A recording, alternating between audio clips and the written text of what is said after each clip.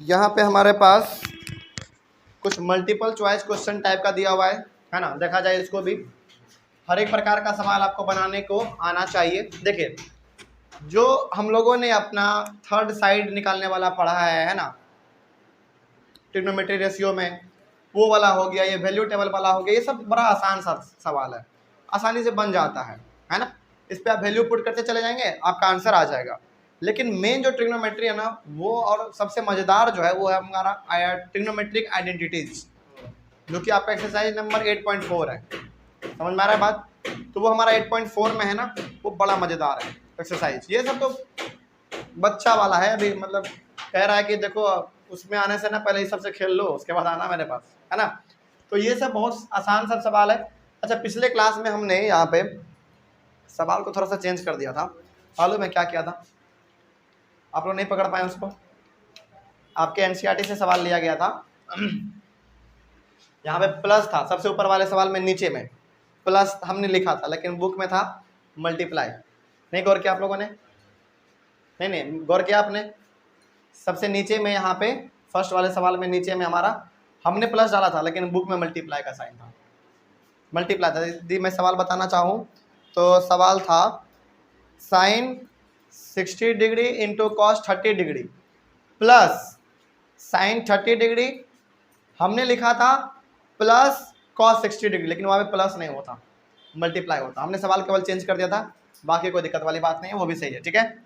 सवाल को चेंज किया इसलिए था ताकि आप लोग पकड़ पाएँ, लेकिन आप लोग पकड़ नहीं पाए। चलिए खैर, कोई दिक्कत नहीं है। देखिए वो भी सही था, है ना। सवाल को चेंज कर दिया तो आंसर हमारा अलग आ गया होगा, बस सिंपल सी बात है। देखा जाए तो यहाँ पे भी हमारे पास अलग अलग सवाल है जो कि आपके एनसीईआरटी से ही लिया गया है ना। बड़ा आसान सा है, मल्टीपल चॉइस क्वेश्चन है। इसके बाद हम लोग डायरेक्ट चलेंगे अपने ट्रिग्नोमेट्रिक आइडेंटिटीज में, है ना। इसमें उतना कुछ दम नहीं है, समझ में आ गया बात? तो ये सब बड़ा आसान सा है, वैल्यू पुट करते जाइए, आंसर निकालते जाइए, है ना। इसमें दम नहीं है। इसके बाद हम लोग चलेंगे अपने ट्रिग्नोमेट्रिक आइडेंटिटीज में, ठीक है। चलिए सॉल्व किया जाए।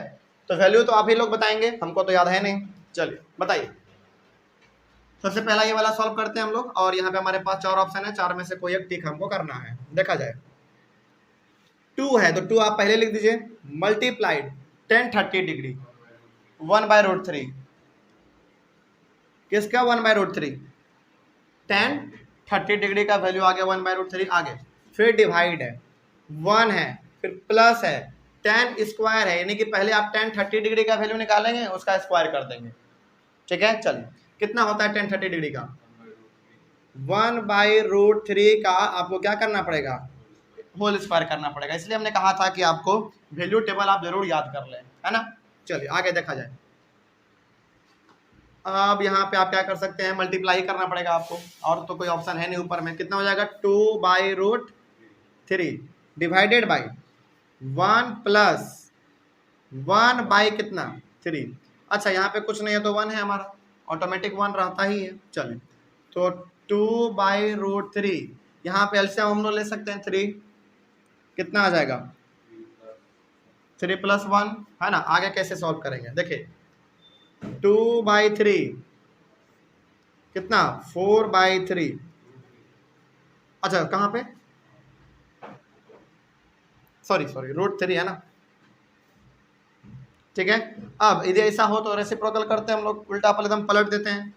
2/√3 इंटू 3/4।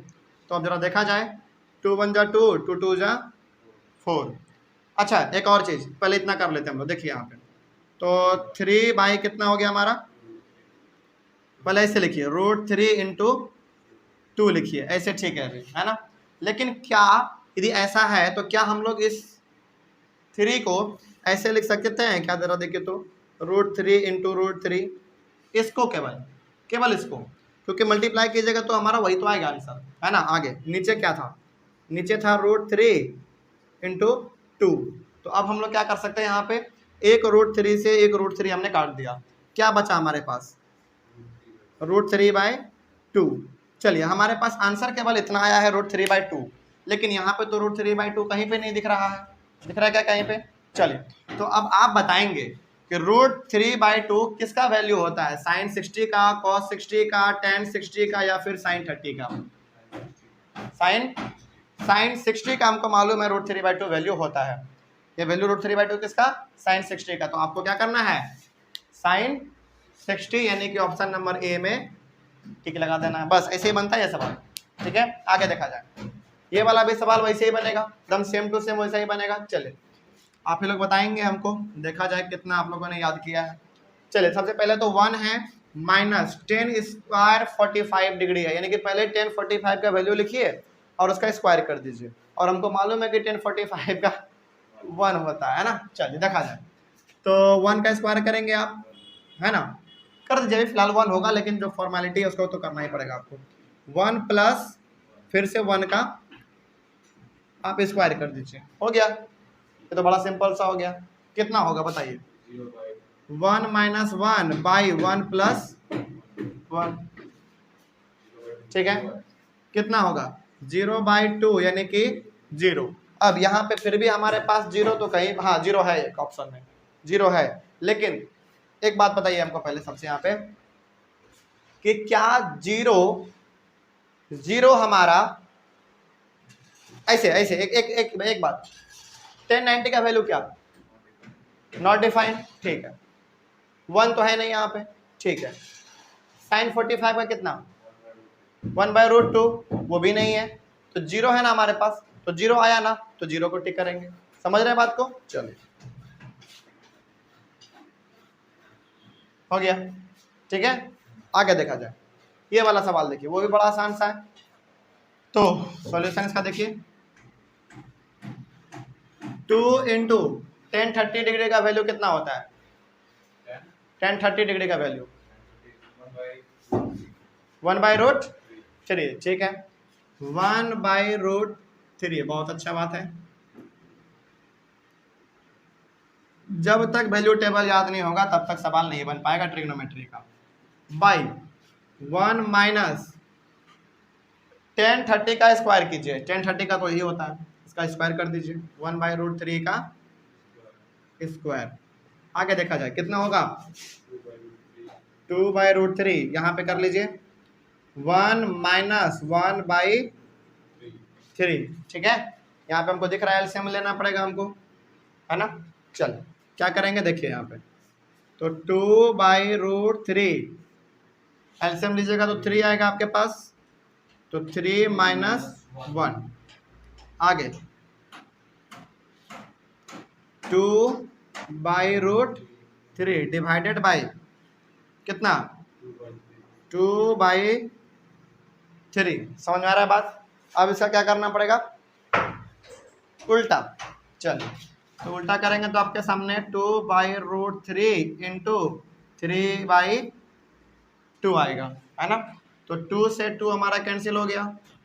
उसी प्रकार अब क्या बच गया आपके पास? 3/√3। अच्छा, अब क्या हम लोग इस चीज को ऊपर में जो 3 है √3 इंटू √3 लिख सकते हैं? लिख सकते हैं। और नीचे में तो √3 है ना। और एक √3 से हमारा एक √3 कैंसिल हो जाएगा, बचेगा क्या हमारे पास? √3/1 यानी कि केवल √3। तो देखा जाए अब इसमें कहीं पे √3 है क्या? √3 तो कहीं पे नजर नहीं आ रहा है हमको, है ना। चलिए तो आप एक एक करके अब पता करेंगे कि cos 60 का वैल्यू कितना होता है?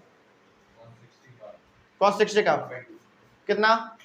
1/2, ठीक है। sin 60 का √3/2, लेकिन यहाँ बात तो केवल √3 है, ठीक है।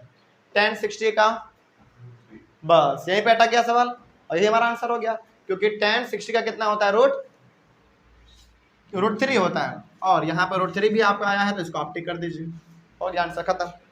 तो सवाल कितना आसान सा है। देखिए वैल्यू वाला सवाल और जो हमारा 2 साइड दिया रहता था, तीसरा साइड हमको निकालना पड़ता था, ये सब सवाल बड़ा आसान सा है ट्रिग्नोमेट्री का। यदि ये आता है ना एग्जाम में तो आपको आराम से बन जाएगा आपसे। बस फर्क बस शर्त ये है कि आपको वैल्यू याद होना चाहिए, है ना, वैल्यू टेबल का याद होना चाहिए आपको। इसके बाद फिर हम लोग चलेंगे अपने डायरेक्टली चलेंगे हम लोग अब ट्रिग्नोमेट्रिक आइडेंटिटीज में। वो बहुत अहम हिस्सा है ना। यदि वो आपको समझ में आ गया तो समझ लीजिए कि ट्रिग्नोमेट्री पूरा आपका खत्म। 8.3 नहीं पढ़ेंगे क्योंकि इस बार फिलहाल अभी इस बार के सिलेबस में हमारा नहीं है वो, है ना, 2022-23 के सेशन में नहीं है। तो यहाँ तक आई होप आपको भी समझ में आया होगा। देखिए नॉर्मल सी बात है, जो कि हमने फर्स्ट क्लास, सेकेंड क्लास और थर्ड क्लास में जो भी नियम कानून पढ़े हैं उन्हीं का इस्तेमाल करके हम लोग यहाँ पे इसको बना रहे हैं। और ये सब बहुत आसान सा है ना। लेकिन जो हमारा मेन पार्ट है, मेन जो हमारा ट्रिग्नोमेट्री जो इसमें मिला हुआ है, पूरा का पूरा निचोड़ उसमें आपको मिल जाएगा, वो आपका ट्रिग्नोमेट्रिक आइडेंटिटीज है। तो उसमें हम लोग ध्यान से उसको समझेंगे और बारीकी से समझते हुए चलेंगे, ठीक ना। चलिए, तब तक के लिए थैंक यू। आप इसका चाहें तो एक बार स्क्रीनशॉट ले लीजिए, उसके बाद फिर क्लास ओवर करेंगे। Thank you very much and have a nice